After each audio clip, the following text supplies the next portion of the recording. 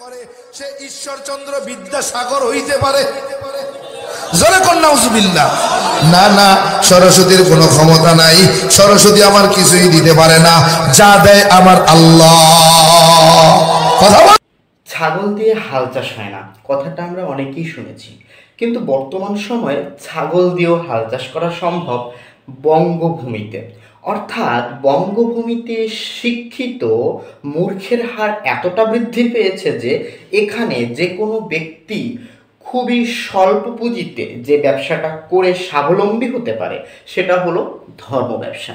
আপনারা ইতিপূর্বে একজন আলোচকের আলোচনাটা শুনছিলেন, যিনি কিনা তার নিজের স্বীয় ধর্ম ত্যাগ করে অন্য ধর্মে ধর্মান্তরিত হয়েছেন।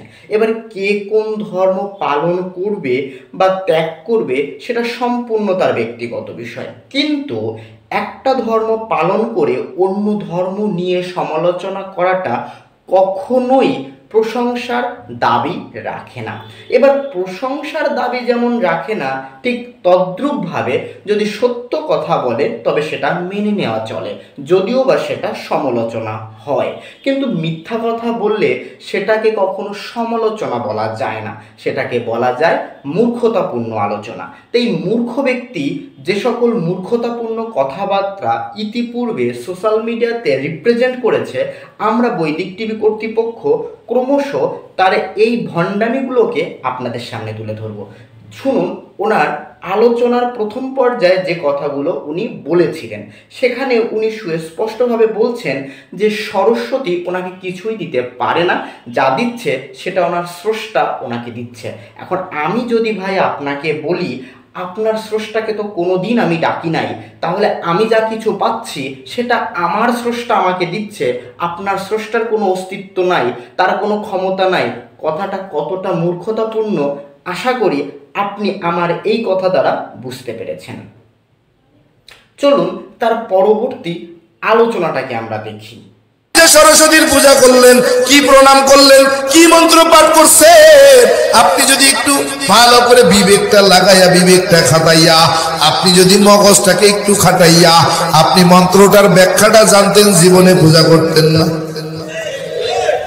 সরস্বতীর প্রণাম মন্ত্র, আমার কলিজার টুকরা সন্তানগুলো সরস্বতীর পূজা করার সময় যখন প্রণাম করে, জবা কুসুম শঙ্কা সুম, আল্লাহর বান্দা শোনো শোনো, জয় জয় দেবী চরাচর সারে কুচ যুগ শোভিত মুক্তাহারে, এই মন্ত্র পইরা সরস্বতীর প্রণাম করে।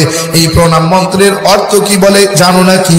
বলে না না জানি না, তাই তো করি, জানলে করতাম না। কি মন্ত্র পড়ে?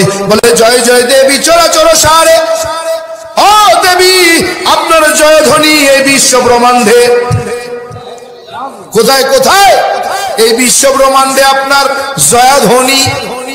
কুস যুগ এই শব্দটা সংস্কৃত ভাষা, এত সুন্দর অর্থ আপনি শুনলেই বুঝবেন কি অর্থ। বলে কুস অর্থাৎ হলো স্তন, যুগ মানে যুগল, স্তন যুগল কি কি বলেন বলেন। কুসযুগ শব্দের অর্থ হলো স্তন যুগল। এই কুসযুগ শোভিত বলে সাজানো, স্তন যুগল সাজানো, মুক্তাহারে বলে মুক্তাহার দিয়া তোমার স্তন দয় সাজানো। আউযুবিল্লাহ না নাউযুবিল্লাহ।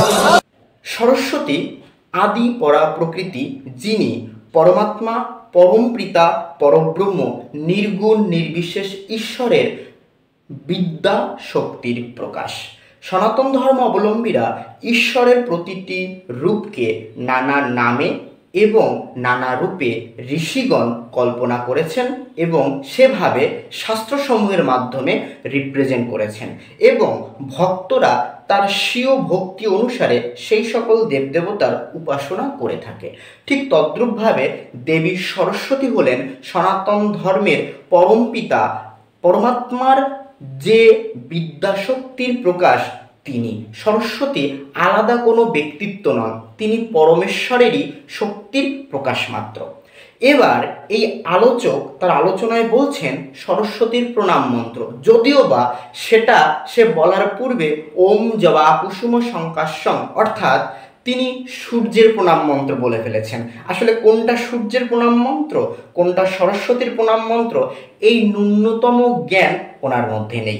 তো উনি কি বলছেন, জয় জয় দেবী চরাচর সারে কুচ যুগ সবিতা মুক্তাহারে বীণা রঞ্জিত পুস্তক হস্তে ভগবতী ভারতী দেবী নমঃস্তুতে। এটা হলো টোটাল মন্ত্রটা। যদিও বা এই মন্ত্রের আগেও আছে, যেমন ভদ্রাকল্যাং নমো নিত্যং, এভাবে মন্ত্রটাকে শুরু করে শেষ করা হয়েছে। কিন্তু এই আলোচক তার আলোচনার মধ্যে যে সম্পূর্ণ ভণ্ডামি মানুষের সামনে তুলে ধরছে সেটা আমরা বুঝতে পারছি। যেমন তিনি মন্ত্রটার শুধুমাত্র প্রথম অংশকে আপনাদের সামনে বলেছেন, সম্পূর্ণটা বলেনি। কি বললেন উনি? উনি বলছেন জয় জয় দেবী চরাচর সারে, হে দেবী আপনার জয়গান, আপনার জয় শোভিত পতাকা সারা বিশ্বের মাঝে। এটা অবশ্যই সত্য কথা, ঈশ্বরের জয়গাথা সমগ্র সৃষ্টিতে। তো প্রথম কথাটা শেষ করে উনি কি বলছেন, কুচযুগ সবিত মুক্তাহারে। এই কথাটা ওনার কাছে খুবই খারাপ মনে হয়েছে। আসলে মন্ত্র সম্পর্কে জ্ঞান না থাকলে যে সকল কথা বলা যায় সেই সকল কথাই উনি বলেছেন। প্রতিটি মন্ত্রের মাঝে, প্রতিটি ধ্যান মন্ত্রের মাঝে প্রতিটি দেব দেবতার রূপকে কল্পনা করা হয়ে থাকে। যেমন আমরা যে টোটাল মন্ত্রটা দেখি, আমরা এই কথাটাকে ছেড়ে দিয়ে যে জয় জয় দেবী চরাচর সারে কুচযুগ সবিতা মুক্তাহারে, এরপরে কি বলা হচ্ছে, বীণা রঞ্জিত পুস্তক হস্তে ভগবতী ভারতী দেবী নমঃস্তুতে। অর্থাৎ এখানে দেবীর একটা রূপকে কল্পনা করা হচ্ছে। কল্পনা কিরকম? কুচযুগ সবিতা। উনি এখানে কুচযুগ সবিতা বলতে যে মেনশনটা করেছে, বাস্তবিকভাবে শাস্ত্রীয় সিদ্ধান্ত অনুসারে এই কথাটাকে এখানে রিপ্রেজেন্ট করা হয়নি। অর্থাৎ কুকুরের চোখ বা শকুনের চোখ যে সবসময়ের জন্য খারাপ দিকেই ধাবিত হয়, এটা নতুন করে বলে দেবার কিছু নয়। এখানে বলা হচ্ছে, হে দেবী আপনার বুক দেশ বা আপনার বুকদেশ সমূহ মুক্তা হার দ্বারা সুসজ্জিত এবং আপনি বীণা দ্বারা রঞ্জিত এবং আপনার হাতে আছে পুস্তক। অর্থাৎ দেবীর যে রূপটা কল্পনা করা হয়েছে সেই রূপের মাধুর্যকে রিপ্রেজেন্ট করা হয়েছে। এবার উনি যদি মহাকালীর স্তোত্র কখনো শোনেন, আমি জানি উনি জানেন না, তাহলে তো উনি বলবেন যে এখানে কি বলা হচ্ছে, উনি তখন তো দাঁত মুখ খিচিয়ে বসে থাকবে। আরে ভাই, একটু জানার চেষ্টা করুন, একটু বোঝার চেষ্টা করুন। মূর্খের মতো আলোচনা করলেই সত্যকে রিপ্রেজেন্ট করা সম্ভব হয় না। এবার চলুন তার পরবর্তী আলোচনাটাকে আমরা শুনি। এই আসতেছে সরস্বতী পূজা করবে। এখন এই তো মুসলমানের সন্তানগুলো যাবে পূজা করতে, নাকি যাবে না? 5 গোল্ডেন প্লাস পায় পায়, তাহলে গোপনে এলা সরস্বতীর পূজা করে না? তার মানে বোঝা গেল সরস্বতীর কোনো ক্ষমতা নাই, সমস্ত ক্ষমতা আমার আল্লাহ। আপনারা পূর্বের আলোচনার মতো এই আলোচনাটাকেও শুনলেন। এখানে তিনি বলছেন যে তার ধর্মের অনুসারী মানুষেরা মা সরস্বতীর বন্দনা করে না, তাহলে তারা কেন জিপিএ 5 পায়, গোল্ডেন এ প্লাস পায়? সো সরস্বতী কোনো কিছু দিতে সক্ষম নয়, এটা তার স্রষ্টা তাকে দিচ্ছে। এই কথাটা সম্পূর্ণ ভণ্ডামি। ভাই, আপনি যে ঈশ্বরকে ডাকেন, আমি সেই ঈশ্বরকে ডাকি না আপনার যুক্তিতে। তাহলে আমি যে খাচ্ছি, আমি যে সুস্থ আছি, আমি যে শ্বাস গ্রহণ করছি এবং আমি যে একটা সুন্দর জীবনযাপন করছি, এটাকে দিচ্ছে। আসলে সরস্বতী, দুর্গা, কালী, এটা হলো ঈশ্বরের একটা রূপ। আমরা যদি ঈশ্বরকে নাও ডাকি, ঈশ্বর আমাদের কর্ম অনুসারে ফল বিধান করবে। এবার কোনো মানুষ যদি সারাদিন ঈশ্বরকে ডাকে, নিজের স্বীয় কর্ম না করে, তবে কখনোই সে ভালো ফলাফল করতে পারবে না। একজন হিন্দু, একজন মুসলিম, সে কাকে ডাকছে এটার উপর ডিপেন্ড করে হিন্দু ধর্মের ঈশ্বর কখনো জাস্টিফাই করেন না। আমার ঈশ্বর শ্রীমদ্ ভগবদ্ গীতা অনুসারে তিনি বলছেন প্রতিটি মানুষকে তিনি তার কর্মের উপর ভিত্তি করে ফল প্রদান করে। অর্থাৎ আপনি যে একটা মূর্খ সেটা সুস্পষ্ট এবং প্রমাণিত। সকলকে ধন্যবাদ জানাচ্ছি এই ভিডিওটি দেখার জন্য এবং সকলের কাছে বিনীতভাবে রিকোয়েস্ট করব ভিডিওটিকে প্রচুর পরিমাণে শেয়ার করার জন্য এবং অবভিয়াসলি আপনি আপনার মন্তব্যকে কমেন্ট সেকশনে জানাবেন। ততক্ষণ অবধি ভালো থাকুন।